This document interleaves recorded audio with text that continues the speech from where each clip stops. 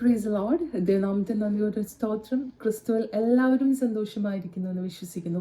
ഇന്ന് പകൽ സമയം പരിശുദ്ധാത്മാവ് എൻ്റെ ഉള്ളിൽ തന്ന ഒരു ചെറിയ ആലോചന, ഒരു ചെറിയ ദൂതിനെ നിങ്ങളുമായിട്ട് ഷെയർ ചെയ്യുവാൻ ആഗ്രഹിക്കുന്നു.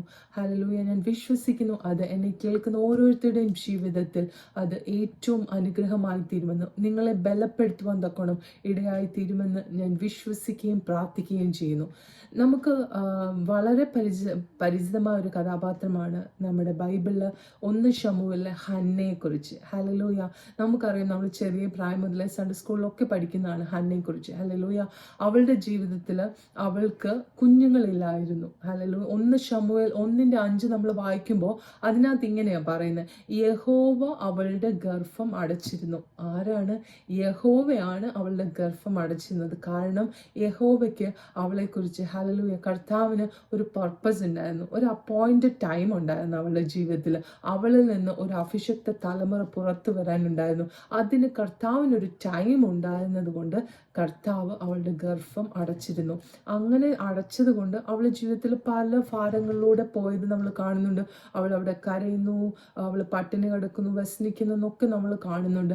അതുപോലെ അവളെ പ്രതിയോഗി, അവളെ അതിനെ പറഞ്ഞു വിഷമിപ്പിക്കുന്നതായിട്ടൊക്കെ നമ്മൾ കാണുന്നുണ്ട്. നമ്മുടെയൊക്കെയും ജീവിതത്തിൽ അങ്ങനെയാണല്ലേ? ചില പ്രശ്നങ്ങൾ, പ്രതികൂലങ്ങൾ കടന്നു വരുമ്പോൾ പലപ്പോഴും നമുക്ക് ചുറ്റുമുള്ളവർ പോലും നമ്മളെ വിഷമിപ്പിക്കുന്ന അവസ്ഥകൾ, അല്ലെങ്കിൽ നമ്മൾ ദൈവത്തോട് ക്വസ്റ്റ്യൻ ചോദിക്കുന്ന അവസ്ഥകളൊക്കെ ഉണ്ട്. കർത്താവ് എന്തിന് എൻ്റെ ജീവിതത്തിൽ വന്നു എന്ന് ചോദിക്കുന്ന അവസ്ഥകളുണ്ട്. ഹല്ലേലൂയ. എന്നാൽ കർത്താവ് എന്താണ് നമ്മളിൽ നിന്ന് ആഗ്രഹിക്കുന്നത്? ഇവിടെ നമുക്ക് കാണാം, ഹന്ന ദേവാലയത്തിലേക്ക് പോയി അവിടെ നിന്ന് അവളുടെ ഹൃദയത്തെ ദൈവസന്നിധിയിലേക്ക് പകരുന്നത് നമുക്ക് കാണാം. കാരണം ഏലി പ്രവാചകൻ വിചാരിക്കും അവൾ വീഞ്ഞു കുടിച്ചിരിക്കുന്നു, കാരണം അവളിൽ നിന്ന് സൗണ്ട് ചുണ്ടനങ്ങുന്നേ ഉള്ളൂ, അവളിൽ നിന്ന് സൗണ്ട് പുറത്തേക്ക് വരുന്നില്ല, അവൾ വീഞ്ഞു കുടിച്ചിരിക്കുന്നു എന്ന് വിചാരിക്കുമ്പോൾ അവൾ അവിടെ പറയുന്നുണ്ട്, യജമാനനെ, ഞാൻ എൻ്റെ ഹൃദയത്തെ ദൈവസന്നിധിയിൽ പകരുക അത്രേ ചെയ്തതെന്ന് പറയുന്നു. കർത്താവ് നമ്മളിൽ നിന്നും ആഗ്രഹിക്കുന്നത് അതാ. നമുക്ക് എന്തെങ്കിലും ഭാരങ്ങൾ വരുമ്പോൾ, പ്രശ്നങ്ങൾ വരുമ്പോൾ കർത്താവ് നമ്മളിൽ നിന്ന് ആഗ്രഹിക്കുന്നത് നമ്മൾ ഓടി കർത്താവിൻ്റെ സന്നിധിയിലേക്ക് കടന്നു ചെല്ലുക, നമ്മുടെ ഹൃദയത്തെ കർത്താവിൻ്റെ സന്നിധിയിലേക്കൊന്ന് പകരുക. നമുക്ക് 51-ാം സങ്കീർത്തനത്തിലും നമ്മൾ അത് തന്നെയാണ് വായിക്കുന്നത്.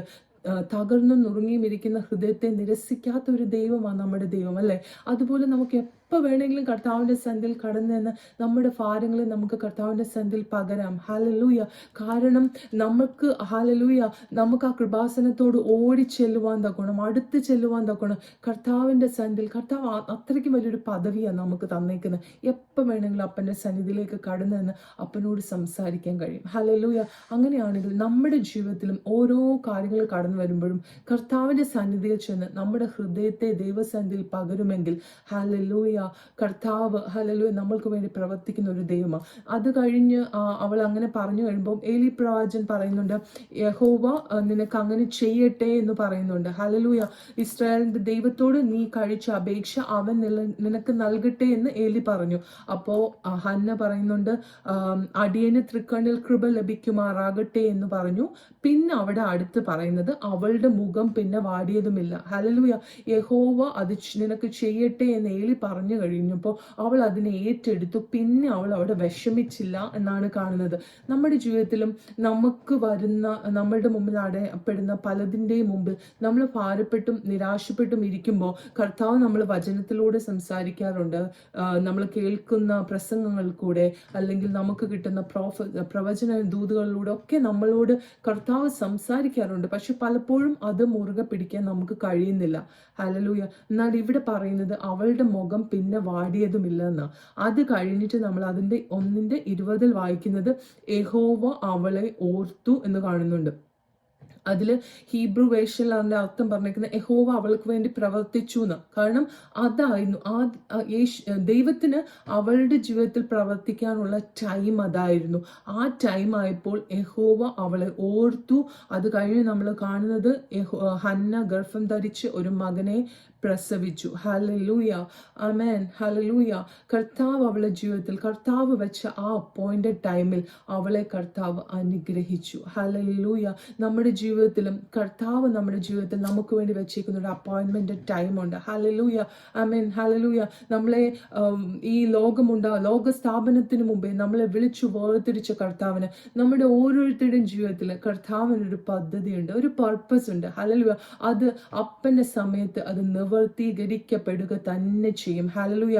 നമുക്കറിയാം ഫിലിപ്പിയർ 1:6 പറയും, നിങ്ങളിൽ നല്ല പ്രവൃത്തി ആരംഭിച്ചവൻ കർത്താവിന്റെ നാളോളം അതിനെ തികയ്ക്കും. ഹല്ലേലൂയ. അങ്ങനെ ഒരു അപ്പനോടാണ് നമ്മൾ പ്രാർത്ഥിക്കുന്നത്. ഹല്ലേലൂയ. നമ്മുടെ വിഷയങ്ങൾക്ക് മുമ്പ് നമ്മൾ എങ്ങും പോകേണ്ട ആവശ്യമില്ല. ഹല്ലേലൂയ.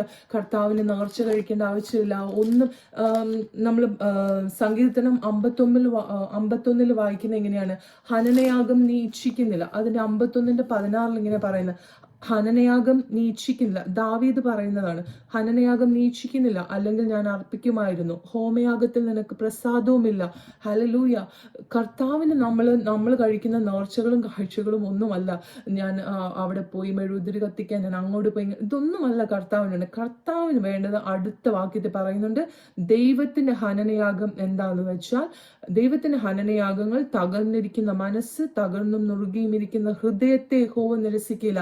നമ്മൾ നമ്മുടെ അപ്പച്ചന്റെ സന്നിധിയിലോട്ട് ചെന്ന് നമ്മുടെ ഹൃദയത്തെ നമ്മുടെ കർത്താവിന്റെ സന്നിധിയിലോട്ട് അങ്ങോട്ട് പകരുമ്പോൾ ഉണ്ടല്ലോ, ഹല്ലേലൂയ, നമ്മുടെ കർത്താവ് നമുക്ക് വേണ്ടി പ്രവർത്തിക്കും. നമുക്ക് എബ്രായർ 4:5 നമ്മൾ കാണുന്നത്, നമുക്ക് അതുകൊണ്ട് കരുണ ലഭിക്കാനും തത്സമയത്ത് സഹായത്തിനുള്ള കൃപ പ്രാപിപ്പാനുമായി നാം ധൈര്യത്തോട് കൃപാസനത്തിന് അടുത്ത് ചെല്ലുക. ഹല്ലേലൂയ. നമുക്ക് എപ്പോൾ വേണേലും നമ്മുടെ അപ്പൻ്റെ അടുത്ത് ചെല്ലാം. ഹല്ലേലൂയ, ആമേൻ. അങ്ങനെ ഒരു സൗഭാഗ്യമാണ് നമുക്ക് ദൈവം തന്നിരിക്കുന്നത്. കാരണം നമ്മളെ മക്കളായിട്ടാണ് അപ്പ തെരഞ്ഞെടുത്തിരിക്കുന്നത്. അങ്ങനെയെങ്കിൽ ഹല്ലേലൂയ, നമ്മുടെ ഏത് ജീവിത സാഹചര്യത്തിന് മുമ്പിൽ നമ്മൾ ദൈവസന്നിധിയിൽ അഭയം പ്രാപിക്കുവാൻ തക്കോണം. ഹല്ലേലൂയ. ദൈവസന്നിധിയിൽ നമ്മുടെ ഹൃദയത്തിലെ ആഗ്രഹങ്ങളെയും വിഷമങ്ങളെയും ഒക്കെ നമ്മൾ ദൈവസന്നിധിയിൽ പറയുമ്പോൾ നമുക്ക് വേണ്ടി പ്രവർത്തിക്കുന്ന ഒരു വലിയ ദൈവത്തെയാണ് നമ്മൾ വിശ്വസിക്കുന്നത്. അങ്ങനെ ഒരു ജീവനുള്ള ദൈവത്തോടാണ് നമ്മൾ പ്രാർത്ഥിക്കുന്നത്. ആ ദൈവം നമ്മുടെ ജീവിതത്തിൽ അത്ഭുതങ്ങളെ ചെയ്യുവാൻ മതിയായവനാണ്, അടയാളങ്ങളെ ചെയ്യുവാൻ. ഹല്ലേലൂയ. മനുഷ്യന്റെ ബുദ്ധിക്ക് ചിന്തിക്കാൻ കഴിയുന്നതിലും അപ്പുറമായി പ്രവർത്തിക്കുന്ന ഒരു നല്ല ദൈവമാണ് നമ്മുടെ ദൈവം. ആപ്പന്റെ സന്നിധിയിൽ ഹല്ലേലൂയ താഴ്ന്നിരിപ്പാൻ, ആപ്പനോട് പ്രാർത്ഥിക്കുവാൻ, ആപ്പച്ചെന്ന് കേൾക്കുവാൻ ഒക്കെയും നമുക്ക് സമയം പകർത്തിരിക്കാം. അതിനായിട്ട് ദൈവം നമ്മളെ ഓരോരുത്തരെയും ഇടയാക്കട്ടെ എന്ന് പറഞ്ഞുകൊണ്ട് ഹല്ലേലൂയ, ഞാൻ ഈ ചെറിയ ദൂതിനെ ഇവിടെ നിർത്തുന്നു. ദൈവം എല്ലാവരെയും അനുഗ്രഹിക്കട്ടെ. God bless you.